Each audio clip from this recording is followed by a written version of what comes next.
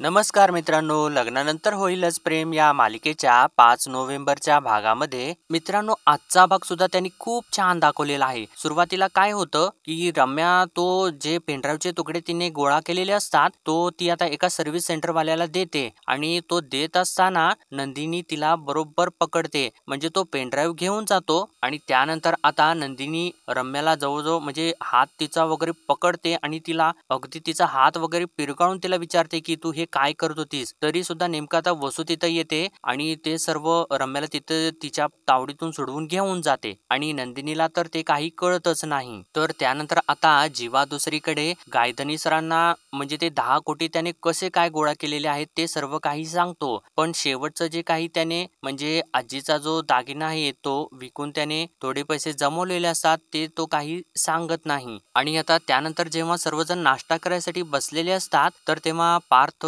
मानिनीला सांगतो की बाबा असं असं काव्याला रात्री स्वप्न पडलं होतं आणि ती स्वप्नामध्ये बडबडत होती. तर त्यानंतर पार्थ थोडासा बाजूला गेल्यानंतर मानिनी काव्याला म्हणते की तू जो काही विचार करतेस म्हणजे काव्यानेच तिला विचारलेलं असतं की मी पार्थना हे सर्व काही सांगू का. तर तेव्हा मानिनी तिला म्हणते हा जो काही निर्णय आहे तो तुझा सर्वस्वी एकटीचा निर्णय आहे. तर त्यानंतर काव्या मनात विचार करते की मी जर हे काही सांगितलं पार्थना तर नंदिनी ताई आणि जीवाचा जो काही संसार सुखाचा चालू आहे तो तर विस्कटेल. म्हणून ती आता ते काही सांगण्यापासून सगळं काही थांबते. तर त्यानंतर मित्रांनो चक्क आता या चौघांच्या मोबाईलवरती एकाच वेळेला आता त्यांच्या काउन्सिलरचा मेसेज येतो आणि काउन्सिलरचा मेसेज आल्यानंतर हे चौघे तर चांगलेच दचकतात आणि नेमकं काय करायचं याचा विचार करू लागतात. म्हणजे त्यांना भेटून काय बोलायचं या सगळ्या गोष्टीचा आता ते विचार करून थोडेसे काळजीत पडलेले असतात. तर मित्रांनो चला या आजच्या एपिसोडला सुरुवातीपासून बघूयात. रम्याने आता त्या पेनड्राईव्हच्या सर्व्हिस सेंटर वाल्याला फोन केलेला असतो आणि ती त्याच्याबरोबर फोनवरती बोलत बोलत एकदम गडबडीने घराच्या बाहेर जात असते आणि ती त्याला म्हणत असते आशीर्वाद बंगल्यापाशी आलात का तुम्ही आणि गेट मधून आत या आणि मेन रोड कडे या असं ती बोलत असते. तर तेव्हा तो सर्व्हिस सेंटर वाला समीर तिच्या समोर येतो तर आणि म्हणतो हा बोला ना मीच समीर आहे. तर तेव्हा रम्या त्याला एका कागदाच्या तुकड्यामध्ये तो पेनड्राईव्ह गुंडाळून त्याच्या हातामध्ये देते. तर तेव्हा तो समीर म्हणतो हे काय आहे. तर रम्या म्हणते हे पेनड्राईव्ह आहे. मी म्हणाले होते ना मला डेटा हवा आहे त्याच्यामधला. तर तेव्हा समीर ते बघू लागतो. तर रम्या म्हणते इथे कशासाठी तुमच्या शॉपमध्ये जाऊन बघा ना तुम्ही. तर तेव्हा समीर म्हणतो अहो मॅडम बघितलं नाही तर कळणार कसं. एक मिनिट असं म्हणून तो आता ती कागदाची पुडी उघडून बघतो आणि त्याच्यामध्ये तर त्या पेनड्राईव्हचे सगळे तुकडेच असतात आणि रम्याने तर सगळे काही तुकडे त्याच्यामध्ये गोळा केलेले असतात. तर तेव्हा तो समीर म्हणतो अहो हे काय याचे तर तुकडे झालेले आहेत. तर तेव्हा रम्या म्हणते हो मी फोनवरती तसं सांगितलेलं होतं ना की अशी अवस्था झालेली आहे आणि तुम्ही म्हणाला होतात की याच्यामधला डेटा काढून देऊ शकाल आणि देऊ शकाल ना असं ती विचारते. तर तेव्हा समीर म्हणतो मी प्रयत्न करतो असं म्हणालो होतो पण हे तर फार चपट झालेलं आहे आणि याच्यामधून डेटा काढणं म्हणजे चमत्कार करण्यासारखंच आहे. तर तेव्हा रम्या म्हणते अहो मग चमत्कार करा काहीतरी आणि हे बघा पैशांची अजिबात काळजी करू नका तुम्ही म्हणाल तेवढे पैसे देईन मी असं तिने म्हटल्यानंतर समीर मात्र खुश होतो आणि लगेचच तिथून निघून जातो. तर तेव्हा आता रम्यात जेव्हा मागे वळते तर तिथे आता नंदिनी अगोदरपासून येऊन उभी राहिलेली असते आणि ती आता थोडीशी रागारागतच रम्याकडे बघत असते आणि तिला बघितल्यानंतर मात्र रम्याच्या पायाखालची जमीनच सरकते आणि ती घाबरून आता तिच्याकडे बघू लागते आणि आता हसत हसत तिला विचारते अगं नंदिनी तू कधी आलीस. तर नंदिनी तिला सांगते आत्ताच मी थोड्या वेळापूर्वीच इथे आले. तर रम्या तिला म्हणते अच्छा म्हणजे इतका वेळ इथे थांबून माझं बोलणं तू चोरून ऐकत होतीस का. तर नंदिनी तिला म्हणते मला तुझं बोलणं चोरून ऐकण्याची काय गरज आहे. हे घर माझं आहे. या घरामध्ये मी कुठेही चालू शकते कुठेही फिरू शकते कुठल्याही कोपऱ्यात उभा राहू शकते आणि चोरून ऐकण्याची गरज त्यांना पडते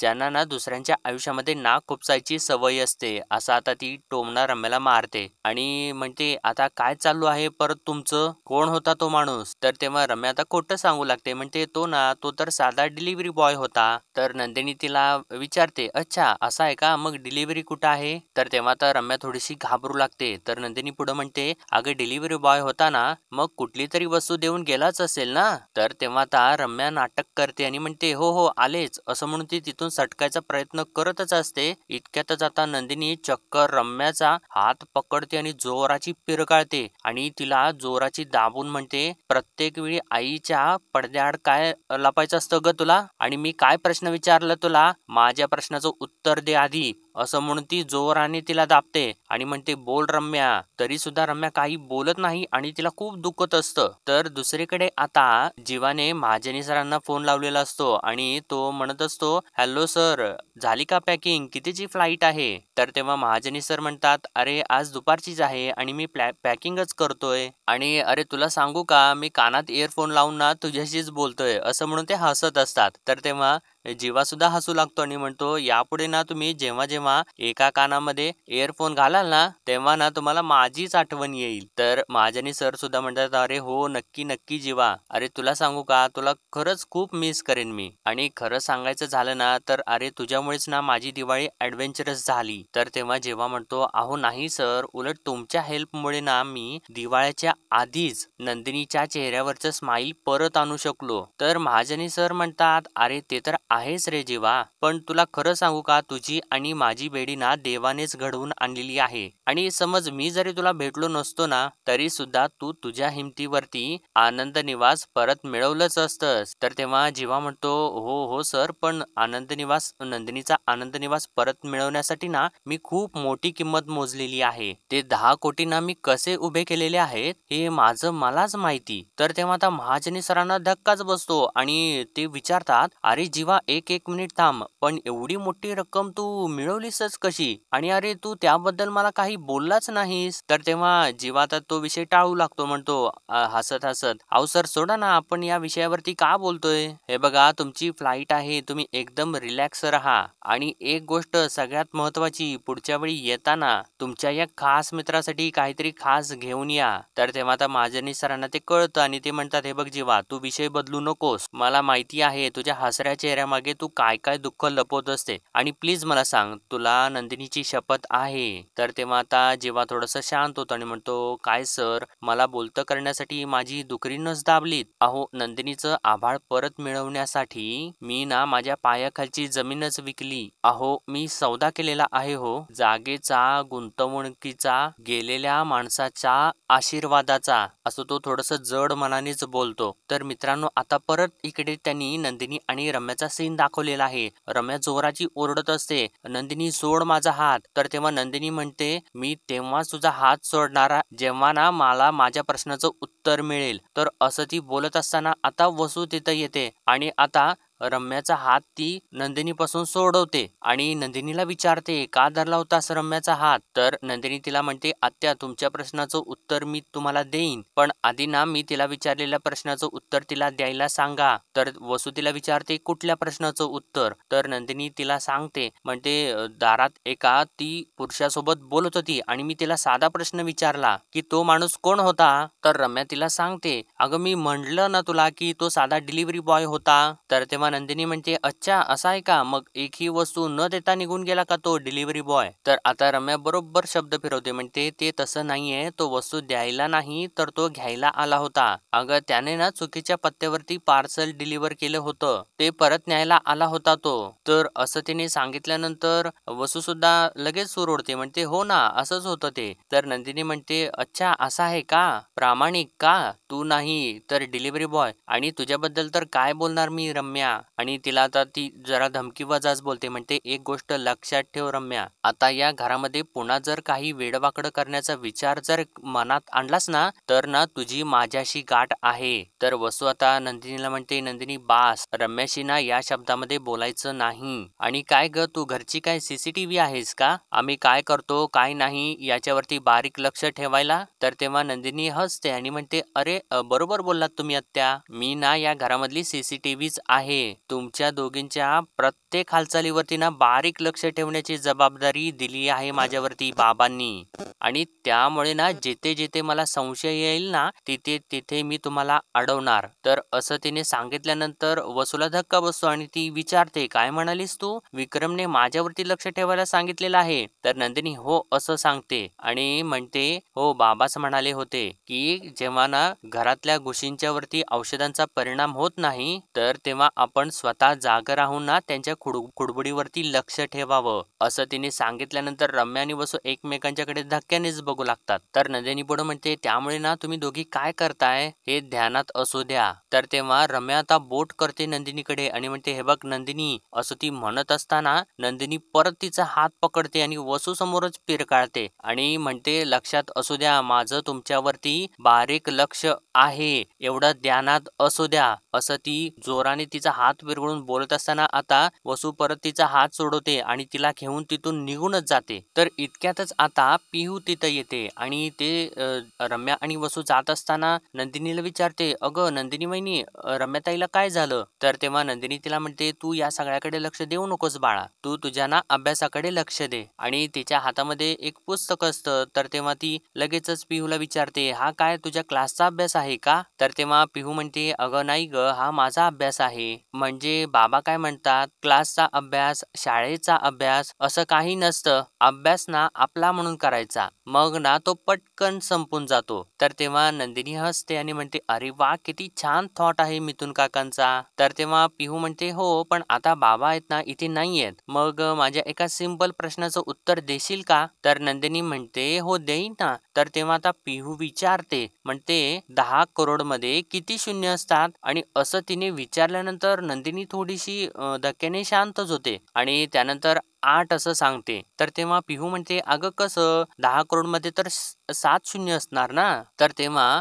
नंदिनी म्हणते अगं नाही 10 करोड मध्ये ना 8 शून्य असतात. 10 मध्ये पण एक शून्य असतो ना. तर तेव्हा पिहू हसते आणि म्हणते अरे हो मी तर विसरूनच गेले होते. आणि ती थँक्यू असं बोलत तिथून 10 करोड आणि 8 शून्य असं बडबडत निघून जाते. तर तेव्हा आता नंदिनीला तो क्षण आठवतो ज्यावेळेस ऑक्शन चालू असतं आणि जीवा तिथे एकदम अचानक आलेला असतो आणि 10 करोडची त्याने बोली लावलेली असते आणि मनात ती आता म्हणते की जीवांनी 10 करोड कुठून आणले हे काय त्यांनी शेवटपर्यंत सांगितलं नाही. तर आता इकडे महाजनी सर नेमका तोच प्रश्न जीवाला विचारतात अरे जीवा तू नेमकं काय विकलेलं आहेस? तर तेव्हा आता जीवाच्या डोळ्यामध्ये थोडंसं पाणी आलेलं असतं आणि तो आपले डोळे पुसत असतो आणि तो आता सांगतो की आमची एक प्रॉपर्टी होती कोल्हापुरात शाहूवाडीमध्ये आणि बाबांनी ती माझ्यासाठीच घेऊन ठेवलेली होती आणि खूप वर्ष ना केस सुरू होती त्या जागेवरती आणि बाबांनी ना ती जागा परत मिळवण्यासाठी रक्ताचं पाणी केलेलं होतं. मला आजही आठवते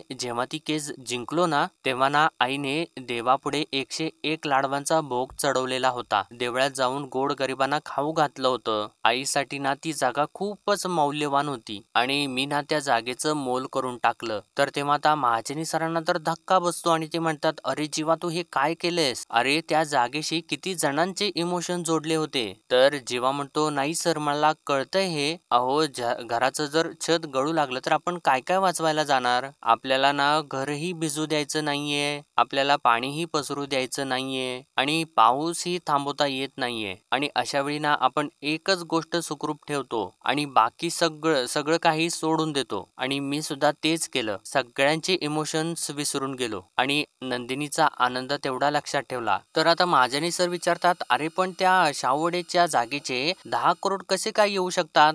तर तेव्हा जीवा म्हणतो नाही नाही सर 10 करोड तर नाहीच आले. काही पैसे आले, काही एफडीज होत्या, काही सेव्हिंग्स होत्या त्या मी दिल्या आणि असं म्हणून तो थांबतो. तर तेव्हा महाजनी सर लगेचच विचारतात आणि काय जीवा? तर तेव्हा जीवा पुढे म्हणतो आणि ना सर मी काय विकले ना हे मी तुम्हाला नाही सांगू शकणार कारण ना मला माझीच लाज वाटतीये. तर तेव्हा महाजनी सर म्हणतात नाही नाही जीवा तुला सांगावंच लागेल. तू काय विकलेस ना प्लीज सांग मला. तर तेव्हा जीवा आता विषय बदलू लागतो. म्हणतो सर ऐका ना अहो सर तुमची फ्लाईट मिस होईल. तुम्ही उशीर केला तर आपण बोलूयात ना. आपण सगळं काही सविस्तर बोलूयात. तुम्ही आता ना आवरायला घ्या पटापट. आणि एक गोष्ट लक्षात ठेवा, येताना तुम्हाला माझ्यासाठी काहीतरी खास आणायचं आहे. ओके? आणि happy happy journey sir. Bye, bye, bye असं म्हणून तो लगेचच फोन कट करून टाकतो आणि तो विषय सांगण्यापासून टाळतो. आणि मित्रांनो, हा विषय तोच असतो म्हणजे त्याने आजीचा जो आशीर्वाद म्हणजेच आजीने त्याच्यासाठी जो दागिना दिलेला असतो तोच त्याने विकलेला असतो. तर आता इकडे मानिनी ओरडत असते, पार्थ, काव्या, जीवानंदिनी या रे, गार होईल सगळं आता. असं ती म्हणत असताना पार्थ आणि काव्या येतात. तर पार्थ म्हणतो, आलो आलो. काय आहे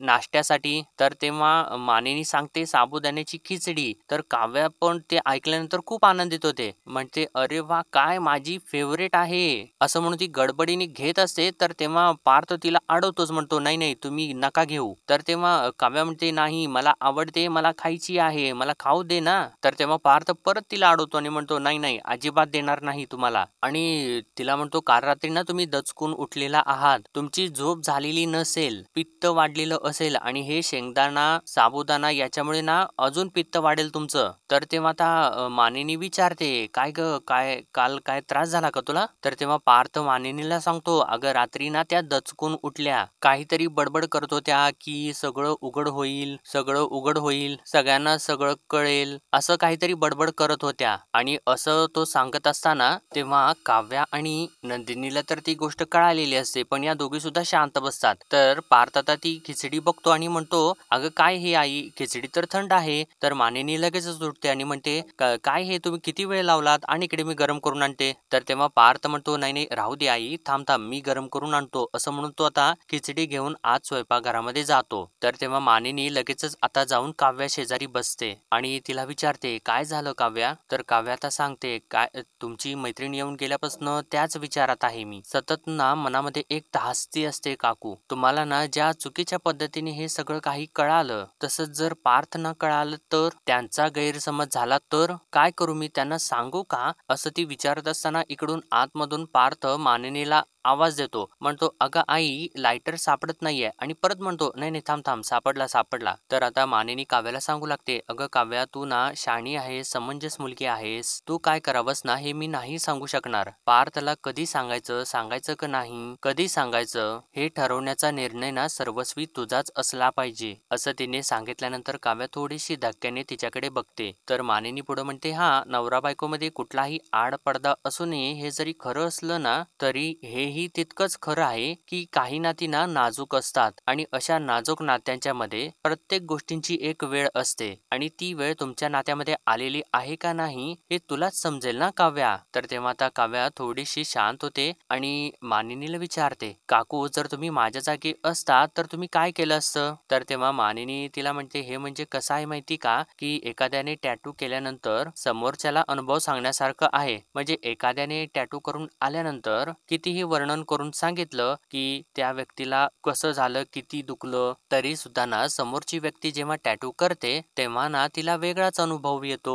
हे बघ, मी जे काही केलं असतं ते मी मानिनी म्हणून केलं असतं, काव्या म्हणून काय केलं असतं हे मला नाहीच कळणार ना. त्यासाठी ना मला काव्या व्हावं लागेल. त्यामुळे मला असं वाटतं की नातं जपताना मूल वाढवण्यासारखं आहे. कितीही समोरच्याला विचारलं की तुम्ही सांगा की मूल कसं वाढवलं असतं तरी सुद्धा प्रत्येकाचं उत्तर हे वेगळंच असणार आहे. तर काव्या आता म्हणते, काहीच कळत नाहीये हो काकू, खरंच काही कळत नाहीये. मी ना सडेतोड आणि थेट बोलणारी मुलगी आहे, पण हे जे काही सिक्रेट्स ठेवले आहेत ना मी, त्याचा ना आता मलाच त्रास व्हायला लागलेला आहे आणि अशी नाहीये हो मी. तर आता मानिनी तिला म्हणते, काव्या तुला मी एक उदाहरण सांगते. माझ्या ना 2 मैत्रिणी होत्या, त्या दोन्ही सुद्धा ना अशा एकदम सडेतोड तुझ्यासारख्या खरं बोलणाऱ्या अशा होत्या आणि दोघींनी सुद्धा ना मूल दत्तक घेतलं, अगदी ना तान्हं बाळ दत्तक घेतलं. आणि नंतर जेव्हा ना त्या मुलांना सांगण्याची वेळ आली की तुम्हाला दत्तक घेतलं गेलेलं आहे, तेव्हा ना एका मैत्रिणीने लगेच सांगून टाकलं, कारण तिला आतून असं फील झालं की माझं आणि माझ्या मुलाचा बॉन्ड असा आहे की मी त्याला कितीही सांगितलं की मी त्याला दत्तक घेतलेलं आहे तरी सुद्धा त्यांच्या नात्यामध्ये फरक पडणार नाही, पण तेच माझ्या दुसऱ्या मैत्रिणीने खूप वेळ घेतला, कारण ना तिला तिचं मूल माहिती होतं. तिचं मूल सेन्सिटिव्ह होतं. म्हणून जोपर्यंत तिला खात्री वाटली नाही, जोपर्यंत तिला वाटलं नाही की आता ती वेळ आलेली आहे, तोपर्यंत तिने सांगितलं नाही. आणि तोपर्यंत तिच्या मनामध्ये सुद्धा हीच भीती होती सतत, की माझ्या मुलाला बाहेरून कुठून कळालं तर, कोणी त्याला सांगून टाकलं तर. तोपर्यंत तिच्या डोक्यामध्ये, मनामध्ये तो एक असा जो बॉम्ब असतो ना, तो सतत ठेवल्यासारखं वाटत राहायचा. पण दोघींनी सुद्धा आपापली अशी वेळ ठरवली. अगं तसंच ना तुलाही करायचं आहे काव्या. तसंच पार्थला काय सांगायचं आहे, काय सांगायचं नाहीये किंवा कधी सांगायचं आहे हे ठरवण्याचा निर्णय तुझाच असला पाहिजे काव्या. कारण ते सांगण्याची अधीरता किंवा ते न सांगण्याची कारणं तुलाच माहिती असणार आहे ना. कळते ना मला काय म्हणायचं आहे ते. असं त्या दोघी आता बोलत असताना आता पार्थ खिचडी गरम करून घेऊन येतो आणि म्हणतो, मस्तपैकी खिचडी गरम झालेली आहे, मस्तपैकी देशमुख स्पेशल. बरोबर त्याबरोबर मी काकडीची मस्तपैकी खमंग कोशिंबीर सुद्धा बनवलेली आहे. असं तो बोलत येत असताना मानिनी आता त्याच्या जागेवरून उठते आणि म्हणते, क्या बात आहे, शाब्बास. आणि त्यानंतर आता जीवा आणि नंदिनीला ती हाक मारते आणि म्हणते, जीवा नंदिनी या पटकन, नाहीतर परत गार होईल. तर तेव्हा आता पार्थ काव्याला म्हणतो, मी जरा विचार केला, तुम्ही खाऊ शकता खिचडी, असं म्हणून तो आता हसून तिला सांगतो. तर तेव्हा काव्या खुश होते आणि तेव्हा पार्थ आता काव्याला खिचडी वाढतो. तर काव्या त्याला लगेच थँक्यू असं म्हणते. आणि त्यानंतर पार्थ आता मानिनीला सुद्धा खिचडी वाढू लागतो. तर आता काव्या मनात म्हणते, बरोबर म्हणाले आहेत काकू. पार्थना कधी आणि काय सांगायचं हा निर्णय माझाच असेल आणि सांगण्याची न सांगण्याची कारणं सुद्धा माझीच असतील, असं म्हणून ती आता थोडंसं पार्थकडे बघत असते. तर इतक्यातच आता जीवा आणि नंदिनी तिथं येतात. तर मानिनी त्या दोघांना म्हणते, काय हे किती उशीर केला तुम्ही, किती हाका मारायच्या तुम्हाला, गार होतंय सगळं. तर तेव्हा नंदिनी म्हणू लागते, अहो तेच तर आई, मी कधीपासून यांना म्हणते चला खाली चला खाली, तर नाहीच. आणि स्वतःवरच प्रेम असल्यासारखं आरशासमोर उभा होतात तुम्ही. तर तेव्हा पार्थ लगेचच म्हणतो, हा ते तर लहानपणापासूनच आहे. तर तेव्हा नंदिनी म्हणते, हो मग काय तर. आणि मग मीच म्हटलं की बाबा चला, आवाज येतोय म्हटल्यानंतर